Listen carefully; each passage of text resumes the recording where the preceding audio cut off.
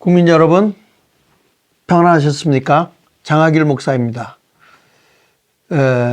얼마나 여러분들의 마음이 어려움이 많으십니까? 그러나 우리는 전능하신 하나님의 도우심으로 반드시 승리할 것을 저는 믿습니다.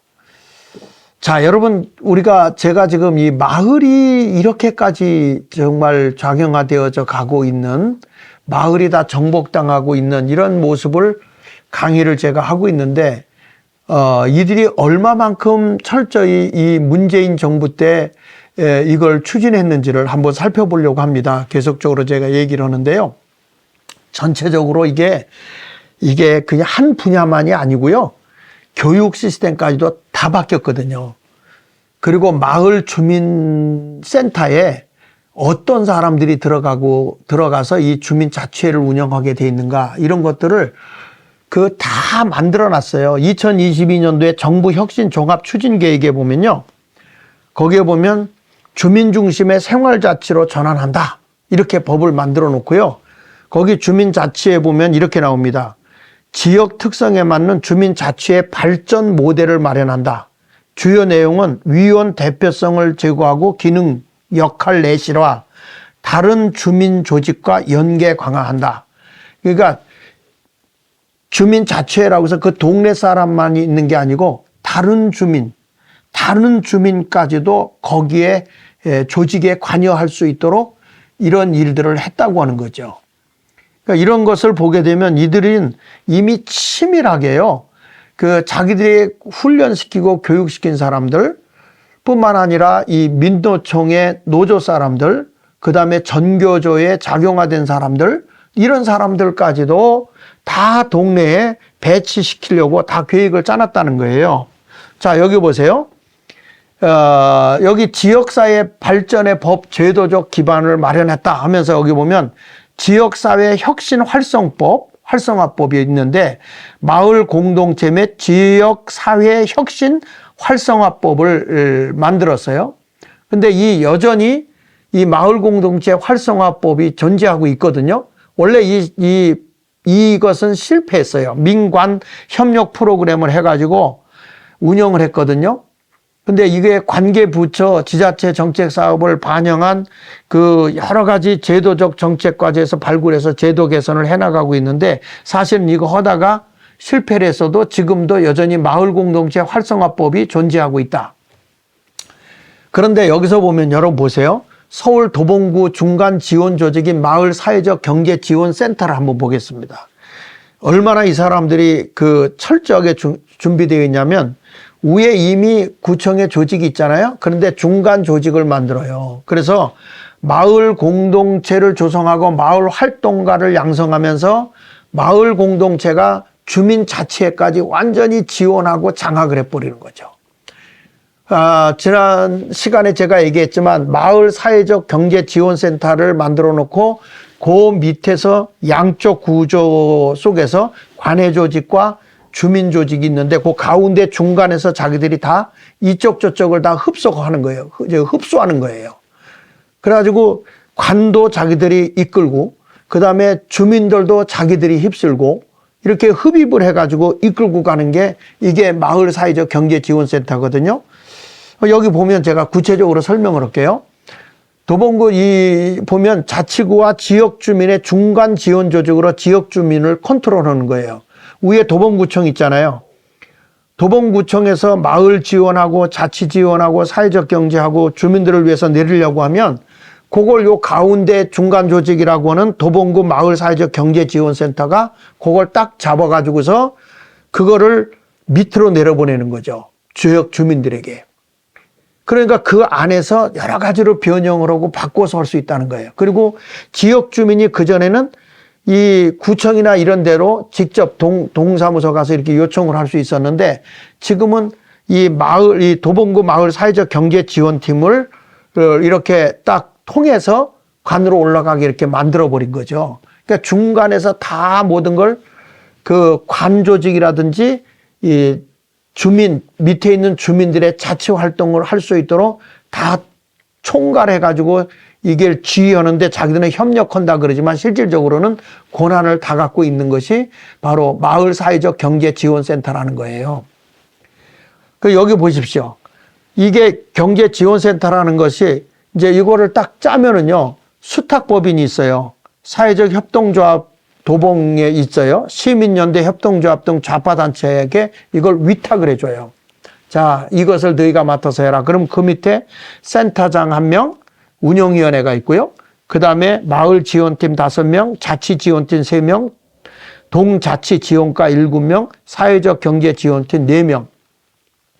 이미 관에서 동사무소 다 있잖아요. 근데 이게 별도 조직으로 이게 나오는데 이 사람들 월급을 다 관에서 지원하는 거예요. 중간 지원 조직 운영을 자익단체에 위탁하고 마을 내 모든 경제 생태계를 다 장악을 해버려요, 이들이. 좀 더 보실게요. 이들이 보면 이게 동사무소 건물 아닙니다. 동주민센터와는 별도로 이들이 중간 마을 사회적 경제 지원센터의 조직을 관리하고 있는 동사무소 같은 건물이 이렇게 따로 있어요, 이게.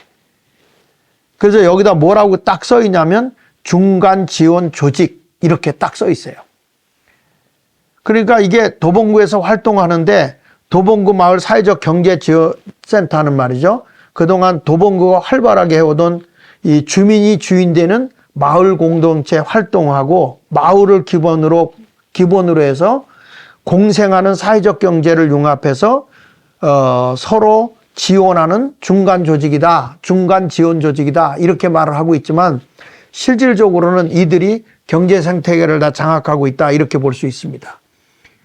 그리고 이게요. 제주도 같은 경우에 가서 보면 이 주민자치회가 그 동네에 보면은 이 관거 있잖아요. 관. 쉽게 말하면 도봉구면 도봉구의 건물이 있잖아요. 도봉구 거. 국가 땅이죠. 또 시 땅도 있잖아요. 이런 주민자치의 공유재산을 자치회가 위탁을 해요. 공유재산 위탁을 딱 받아가지고 주민자치회가 관리를 하는 거예요. 그러니까 일반 공유재산을 주민자치회가 다 위탁해서 관리하고 있고요. 여기서 세도 받고 막 하는 거예요. 그러니까 행정재산까지도 관리하는 주민자치회는 엄청난 권력을 가지고 있는 것입니다. 그러니까 왜 문재인 정부가 이런 일을 했을까요? 문재인 정부가 그렇게 한 이유는 다른 데 있는 게 아니에요. 완전히 마을까지도 이제는 다 어디로 갈까요? 투표를 하고 뭐 하자 그러면 전부 다 좌경화, 공산화로 가는 거죠. 이 조직까지, 하부 조직까지 다 이렇게 만들어 놓은 거죠. 그래서 여기 보면 도봉구 중간 지원 조직인 마을 사회적 경제 지원센터에서 이런 게 나와요. 거기 보세요. 부모 커뮤니티, 공동육아, 환경, 안전, 청년 문화예술, 교육, 주민 화합 등 다양한 분야의 주민 모임하고 거기서 밥상 공동체를 만들어서 우리가 거기서 밥 먹고 이익금을 내자. 골목 공동체 이런 것도 만들고 공동주택을 우리가 개발해서 만들자. 공유사업 이런 것도 하자. 국가 또는 시 땅 같은 거, 구 땅 같은 거를 자기들이 공유하고 있잖아요. 이런 것들을 가지고 자기들이 뭔가를 건축을 하고 주택도 만들고 해서 움직여보자. 완전히 마을의 모든 경제 사업을 마을 공동체가 주도할 수 있는 거예요. 그래서 우리끼리 경제 자립하자. 우리 마을에서 하자. 그러니까 우리가 보면 맘 카페 같은 것도 뭐 10,000명이 모인다, 20,000명이 모인다. 그래서 그 맘 카페를 차려놓고 거기만 이용하는 거야. 그래서 거기서 뭐 1억이 나온다, 2억이 나온다, 막 이런 거 하잖아요. 그 자기들끼리 경제 생태계를 딱 조직을 해가지고 똘똘똘똘 뭉치는 거죠. 그러니까 이게 바로 밥상 공동체, 골목 공동체 이런 일들을 해나가고 있다. 우리가 이런 것을 여러분들이 똑바로 인식을 해야 됩니다. 정말 여러분 무섭게 경제 생태계까지 다 장악해 들어가 있다는 것을 우리가 알게 됩니다. 그러면서 여기 아주 중요하게 하는 부분이 있어요. 이게 뭐냐면 다양한 주민들이 이게 아주 여러분 이게 함정이거든요. 얘들이 법을 만들 때마다 아주 단어 하나하나에 굉장히 함정을 파놨어요.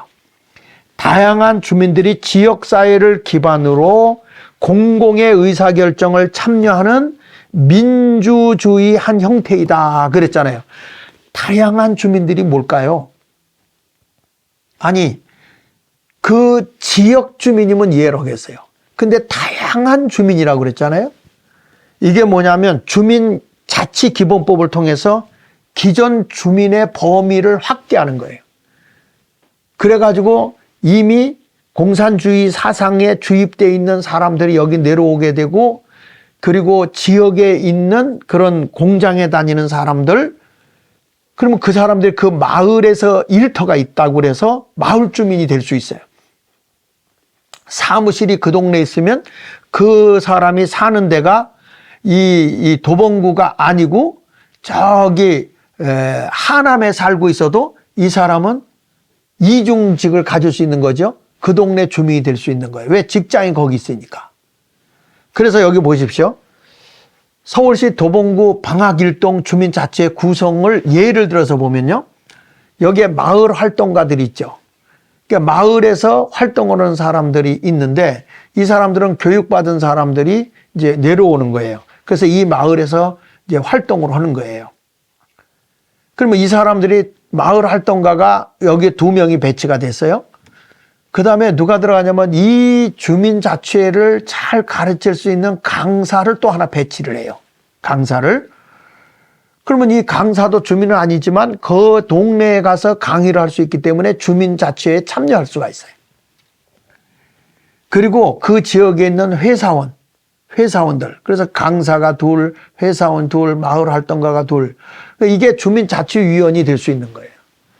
그러니까 여러분, 이분들이 가서 주민들을 유혹을 하고 주민들에게 이렇게 하면 잘 될 수 있어요. 선동하고. 그러면 뭐 잘 모르는 사람들이 이게 뭐야? 그리고 회의에 참여하면 이 사람들이 딱 주장하게 되면 뭐가 뭔지도 모르는 사람들은 예. 그러다 보면 그냥 통과되는 거예요. 그래서 여기 보세요. 자치회 조례에 따라 주민 범위를 확대했다. 그 동네 근로자, 그 동네 교사 있잖아요. 교사. 학교. 근데 이분이 사는 데가 딴 동네야. 그래도 이분은 그 동네의 주민자치에 참여할 수 있어요.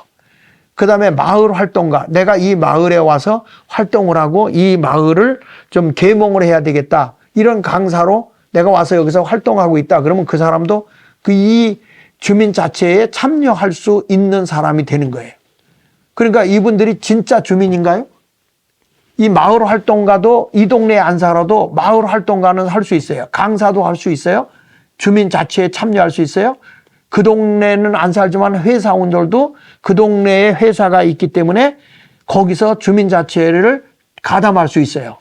그러면 이분들이 진짜 주민입니까? 가짜 주민이 주민자치회에 참여해서 그 모든 법을 통제하고 그 마을을 지배해버린다는 거예요. 그러니까 우리가 이런 것을 알고 저들과 대적해서 들어가서 싸워야, 그래야 저들과 맞짱을 떠서 동네를 지켜내는 겁니다. 거기다 또 다른 소리 하면 얘들이 또 고발까지 해요. 시골 같은 데는 무섭잖아요. 그런 게. 이런 것들이 지금 동네마다 일어나고 있다. 근데 전체적으로는 그렇지 않다고 그러지만 지금 이런 것들이 지역마다 더불어 숲이라고 하는, 신영복이가 더불어 숲을 얘기했잖아요. 지역에 그런 숲을 만들고 있다. 둥지를 만들고 있다. 나는 이걸 여러분들에게 강의하면서도 참 가슴이 답답하고 매져옵니다. 거기다가 또 외국인들도 주민에 잠재할 수 있도록 하잖아요. 한국에 거주하는데 정동진의 차이나 드림시티 조감을 만들어놨죠. 근데 여기 보면 중국인들 가운데 한국 거주 재외동포가 43%인데 중국인이 84만이나 되고 2021년 말에 지금은 거의 100만이 육박하죠. 전국 30여 곳에 차이나타운이 건설 중에 있어요. 아주 지나친 특혜를 줘서 대한민국의 정체성을 잃어버리고 지금 중국 사람들이 대한민국의 경제 생태계를 다 장악해버리는, 등록금도 장학금을 줘서 애들이 가서 유학도 보내고, 농촌 같은데 일하고 임금 받잖아요. 그 농촌 같은데도 어느 틈에 중국인들이 다 장악해 온 거예요. 여러분, 우리가 정신 차려. 우리 국민들이 이제 일해야 돼요. 열심히. 그래야 대한민국 지켜낼 거 아닙니까? 그리고 여기 이슬람도 마찬가지예요. 26만이 2021년도에 기준으로 사원이 23개인데 사람들이 그저 어려워서 이슬람 주민들, 대연동 사람들이 이게 외국인이냐 뭐 하면서 기도 소음, 향신료 냄새로 주민들이 막 항의하는데도 손을 못 댑니다. 그 이들은 보세요. 일부 다처제잖아요. 4번 장가 갈 수 있잖아요. 극단주의고 이 사람들은 문화적으로 완전히 괴리가 일어나고 있음에도 불구하고 이 사람들이 그 지역에 살고 있으면은 이분들이 뭐가 될 수 있어요? 주민자치에 참여할 수 있는 거예요. 자, 그 다음에 여기 보십시오. 이제 이렇게 해서 주민자치회가 외국인들까지도 들어갈 수 있게 됐다. 이런 얘기고요. 그 다음에 이 경제 문제에서 자유시장경제 철폐 언급을 하고 있습니다. 여기 읽어볼게요. 마을 사회적 경제지원센터에 이런 법령 조항이 있는 거예요. 사회적 경제란 자본주의 시장경제가 발전하면서 나타난 불평등과 빈부격차, 환경파괴 등 다양한 사회적 문제에 대한 대안으로 등장했다 이러죠. 그러니까 자유시장 경제에 문제가 있기 때문에 대안으로 이 마을 사회적 경제지원센터가 생겼다. 이건 뭐죠? 이거는 이들이 장악한 경제. 그러니까 공산주의자들이 장악한 경제. 여기 보세요. 경제적 이익보다는 사람 중심의 가치. 자, 북한이 주장하고 있는 것이 사람 중심이거든요. 문재인이 때 사람 중심에 대한 얘기를 하잖아요. 그러니까 이런 것을 보면 사람의 중심의 가치를 개인과 조직의 이익보다는 여기 굉장히 중요한 게 나와요. 사람 중심의 가치라는 것 다음에 뭐가 나와요? 개인이 아니에요. 조직의 이익보다는 사회적 가치를 우선하여 상호 협력과 사회 연대를 실현하고자 하는 경제입니다. 여러분 여기 보세요. 상호 협력과 사회 연대가 뭐예요? 우리가 말하면 정치적으로 하면 연방제. 마을 공화국을 만드는데 전국 마을 체인지업을 만들어 할 때 그게 뭐라고 하죠? 마을 연방 공화국이에요. 마을 연방 공화국. 연방제로 가자는 거잖아요. 그러니까 이런 주사파의 핵심 가치가 이 마을 사회적 경제지원센터에 이미 다 법령으로 들어가 있는 거예요, 이게. 그러니까 주사파의 가치를 다 여기 사회적 경제조도 이젠 자유시장 경제 안 한다는 거예요. 그러니까 여러분들 가지고 있는 재산이나 모든 것도 다 뺏기게 되어 있는 거라니까. 이런 조직이 하부 조직까지 이런 것들이 다 되어 있어요. 얼마나 여러분 가슴 아픈 일입니까? 이게 박원순이가 살아있을 때 박원순 전 시장의 역점 사업이 뭐예요? 모두의 공간 마을 활력소를 만들겠다. 그래서 공유재산법 위반으로 해서 이게 위법이 됐잖아요. 서울시에 총 61곳에 운영을 했었어요. 그러니까 이게요, 이 박원순이가 세상을 떠났기 때문에 없어진 게 아니고 그 잔재는 계속 뿌리가 있어서 흘러가고 있고요. 이 자치회가 마을 공동체 활동을 하면서 뭐까지 하는지 아십니까? 이 서울시에 임대료를 내고 건물들을 다 갖고 있다. 그러니까 많은 걸 받아서 경제 생태계 임대료 사업까지도 하고 있는 거예요. 여러분 여기 보세요. 도봉구 마을 활력소 건물 좀 보십시오. 여기서 보면 도봉구 마을 활력소에서 뭐죠? 주차장을 맡아서 주차장에서 돈 받죠. 마을 방송국 운영하죠. 각종 교육을 다 이들이 하고 있어요. 마을 사회적 경제지원센터 하죠. 거기다가 뭐까지 하는지 아시죠? 기자들을 양성해가지고 언론까지도 다 마을 언론까지도 다 장악을 하고 있어요. 그러니까 우리는요, 이미 우리도 모르는 사이에 통제가 다 되고 있죠. 그러니까 대통령이 가서 보니까 이건 아니다. 그래가지고 윤석열 대통령이 반국가 세력이 내가 가보니까 대한민국이 아니더라는 거예요. 자유민주주의 국가가 아니라는 거죠. 그래서 비상계엄까지 선포하고 이런 일을 했는데 결국에 비상계엄을 선포했더니 이 법을 만들어내는 국회 그리고 선거관리위원회를 비상계엄군이 갔지만 선거관리위원장 노릇으로는 판사 이런 사람들이 다 대통령 탄핵시킨 거 아닙니까? 그러니까 강도를 잡으러 간 경찰을 강도라고 잡아서 감옥에다 가둔 거고 똑같아요. 그러니까 이게 지금 대한민국이 얼마나 작용화됐는지 아시죠? 바르게 일개 최고의 국민의 1700만이 뽑아서 대통령을 세웠음에도 불구하고 말이죠. 지금 이렇게까지 나라가 병들어 있다는 거 아닙니까? 작용화되었다는 거 아닙니까? 대통령도 힘 못 쓰는 그런 나라가 된 거예요. 왜 이런 일이 일어났느냐? 이유는 딱 하나. 하부 조직까지 완전히 공산화가 구축이 됐기 때문에 이게 가능하다 이 말이에요. 여기 보십시오. 이건 송파구 마을 활력소예요. 송파구. 송파구도 보세요. 1층에 카페, 다목적 공간, 2층 각종 교육, 3층 마을 자치센터 해가지고 다 교육, 경제, 언론, 주민자치 통합적 관리 체계를 구축해가지고 마을별로요. 그래가지고 다 이들이 장악하고 있어요. 너무 힘든 거예요.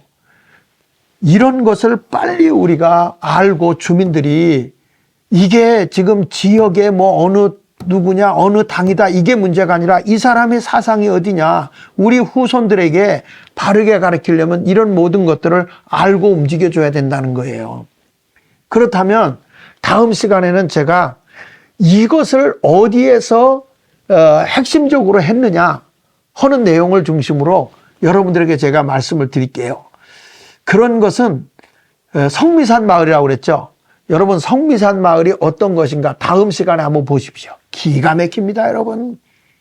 이게 지금 우리가 사는 게 아니라 우리도 모르게 나라가 이 지경이 됐어요.